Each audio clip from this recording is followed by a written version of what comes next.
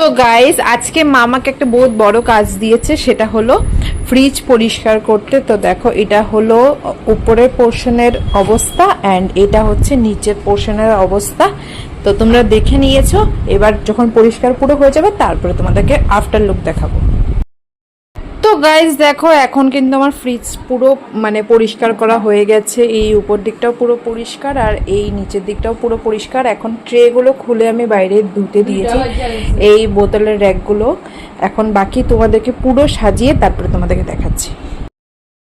তো দেখতেই পাচ্ছ আমার ফ্রিজ পুরো মুছা কমপ্লিট। আমি কলিং দিয়ে পুরো সামনের দিকটাও পুরো মুছে দিয়েছি।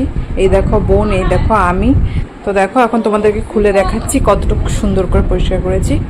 এই হলো উপর পোর্শনটা অ্যান্ড এই হলো নিচের পোর্শনটা।